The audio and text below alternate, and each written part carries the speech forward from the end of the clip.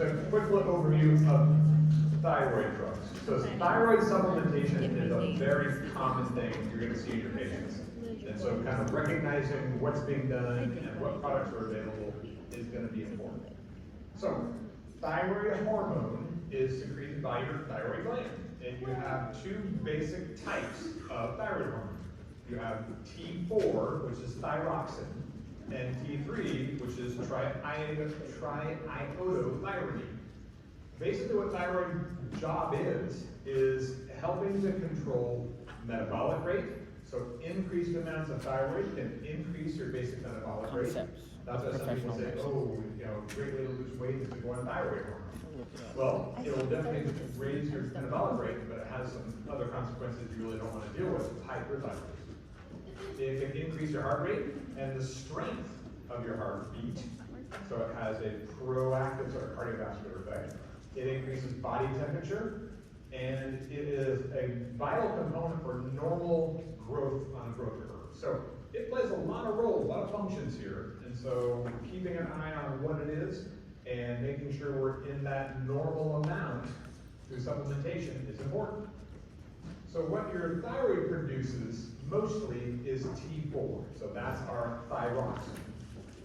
And then that then gets converted to the more active T3 form. So it's produced by your thyroid, it's an inactive form. It is then systematically and quickly converted over to T3.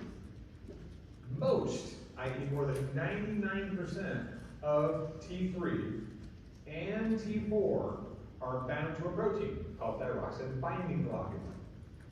So most of what you're making is held kind of in storage almost, because the thyroid hormone that's bound to this protein is not biologically active, because it's bound to the protein. It can't bind to the thyroid receptors and do what it needs to be doing. So it's less than 1% of the thyroid you make is unbound and producing the biologic effect. So what happens is we have kind of this feedback loop. This is one of the reasons why the tests we're going to be doing, and in order to determine who needs to be a thyroid supplement. So at the top we have the hypothalamus. The hypothalamus releases something called thyroid releasing hormone. And it says, and that gets to the pituitary gland. So it says, hey, pituitary gland. That was kind of weird. Disrespectful. So thyroid releasing hormone goes to the pituitary gland and says, okay, we need some more thyroid. People are just coming from So that's it. PCSI. The pituitary gland then releases thyroid stimulating hormone. Thyroid stimulating hormone goes to the thyroid and stimulates it to produce T4 and T3. Now, when we get enough T4 and T3, then we need to shut the production of it off. And the way we shut production of it off is by that hormone feeding back to the hypothalamus and the pituitary gland to say, okay, we've got enough, stop releasing that TRH and that TSH. So it's this feedback loop. If we have low amounts of T3 and T4, the feedback loop is turned off, and so we get the production of more. When we get enough, the feedback loop is now kicked in to say don't release any more. So it keeps it in a normal range. When we have a poorly functioning thyroid gland, it can be from a lot of reasons. It can be because, going back, it can be because we don't have enough TRH being released. One of these inhibition loops, is haywire, or it can be a primary, thyroid disorder. What just happened? I walked through, that freaked me out. So are we in trouble here? So I poorly.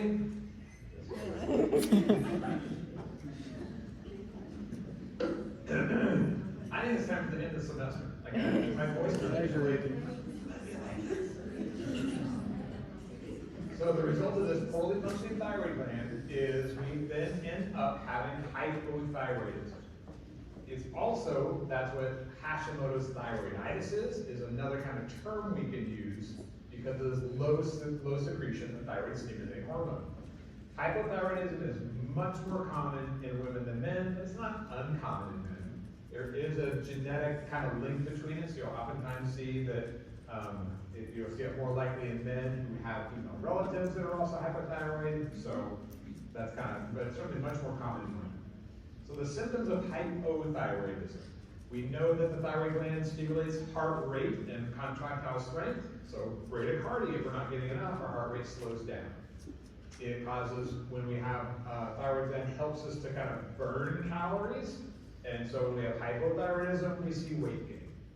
Cold intolerance, always grabbing for a sweater or a jacket when other people aren't. Skin can become drier, even during sort of not during just the winter when dry skin is more common. Slowing down the metabolic rate can slow down your GI tract, so now we end up with constipation, and just kind of this overall feeling of fatigue and weakness.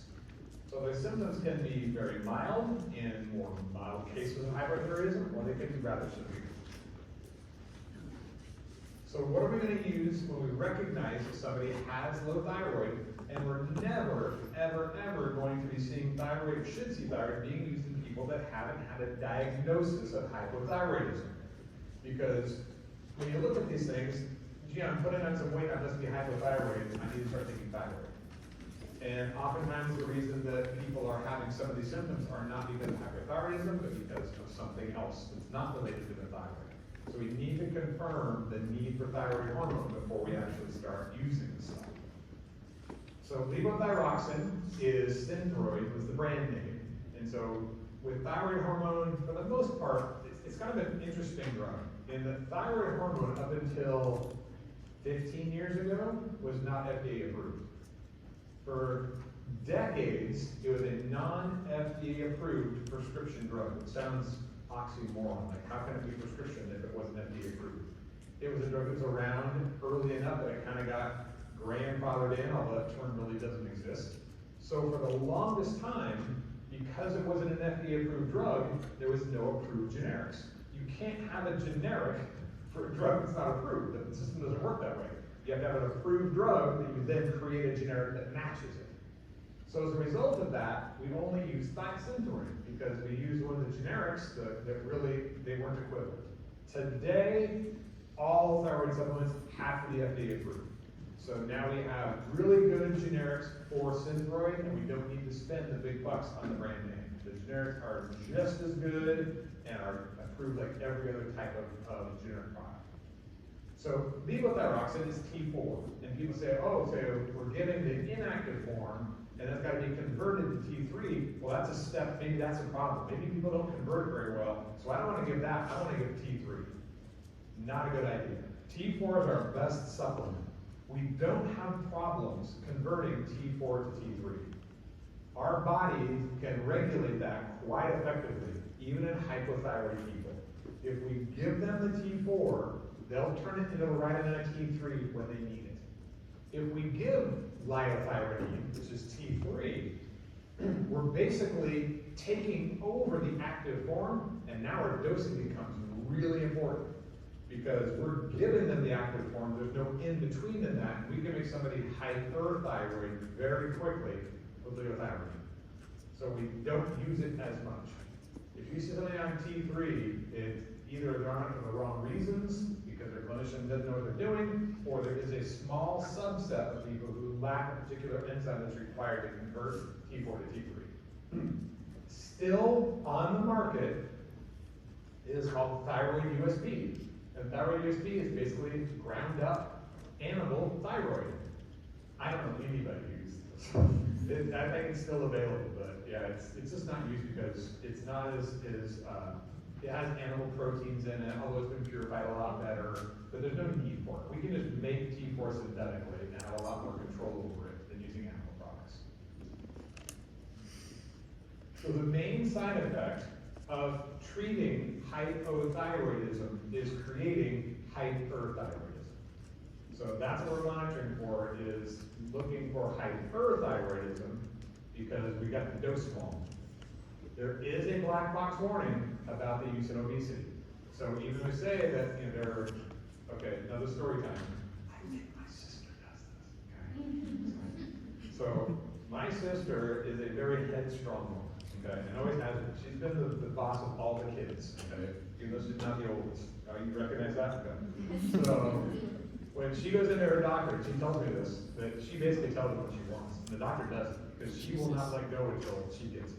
So she's convinced that she understands that she's getting the right amount of thyroid, and it doesn't matter what the lab test said. So I'm pretty convinced that she's hyperthyroid about 90% of the time.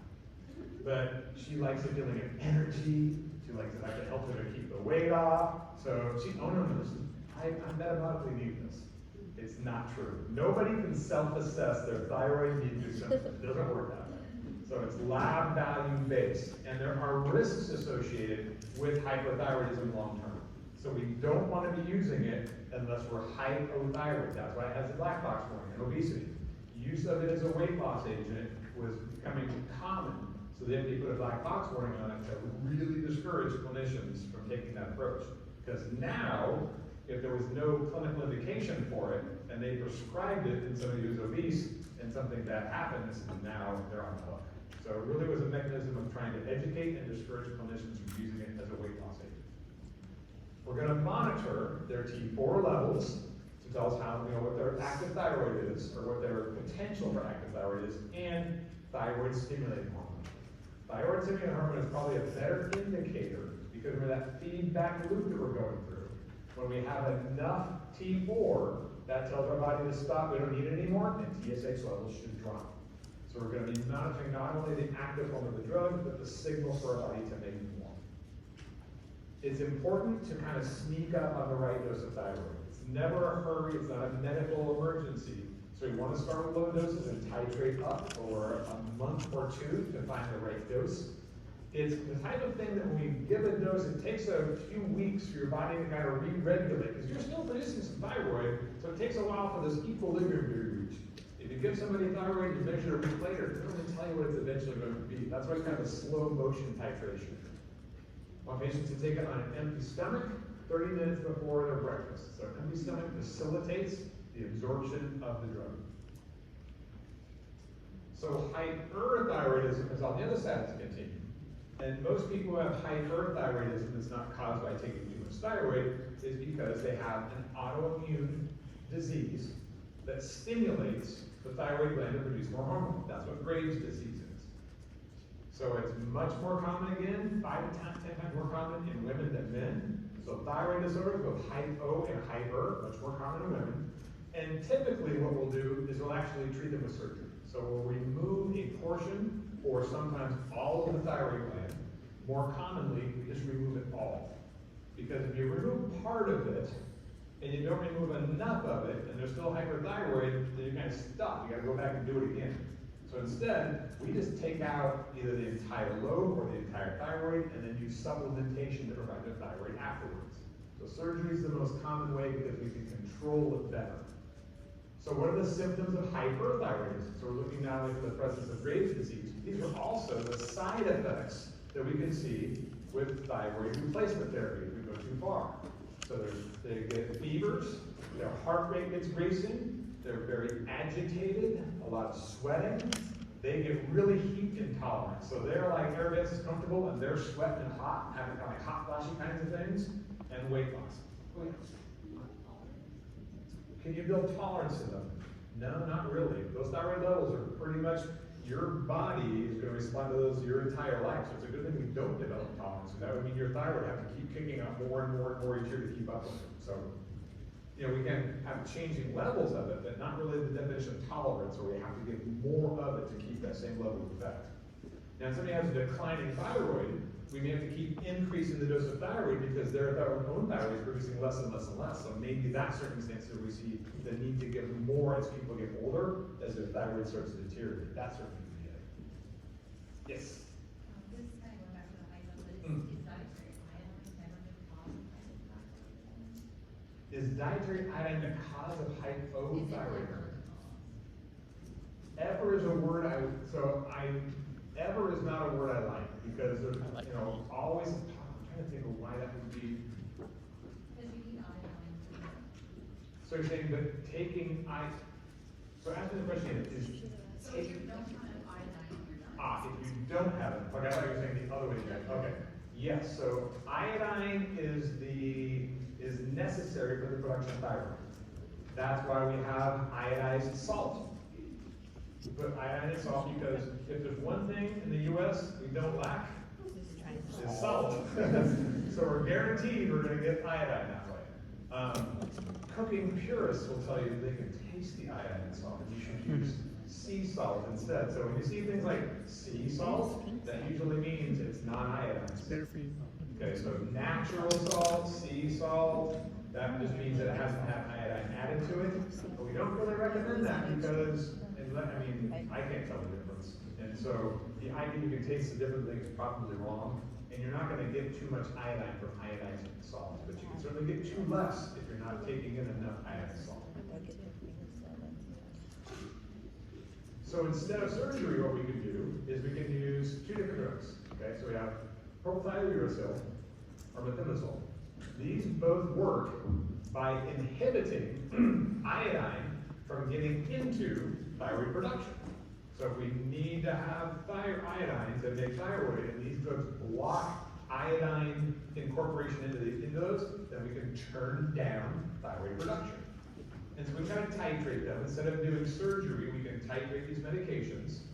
But usually what they're used for is to shut thyroid off like really quickly in patients that are having something called thyroid storm, where they're having a massive amount of thyroid, so they're becoming really super hypothyroid right now. And it's not like you want to rush them off to surgery, you want to see what's going on. So we use these drugs to try and shut down the production of thyroid until we figure out what the heck's going on. Now we can, instead of going in and surgerizing out that thyroid, we can try and destroy selectively parts of the thyroid so we can turn down the production of thyroid in a hypothyroid patient. So one way we can do that is the insertion of radioactive iodine, okay?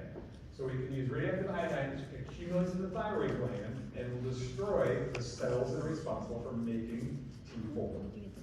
Now, this results in permanent hypothyroidism. And so it's rare that we're ever gonna give somebody enough that it's going to take care of their hyperthyroidism but not cause hypothyroidism. So people that get this treatment are then going to need levothyroxine or thyroid supplement for the rest of their lives. So either through surgery or through this radioactive iodine, these are gonna make people hypothyroid, and then we use thyroid supplementation, which is easy to titrate, so it's not such a big deal. Okay, so those are the big thyroid ones. Now, let's talk for a second about our Parkinson's disease, since ATI loves Parkinson's disease. Everybody loves Parkinson's. I don't know why it's such a common, right? Okay? I don't know how common it is. It's just one Not of those you that are at things. ATI.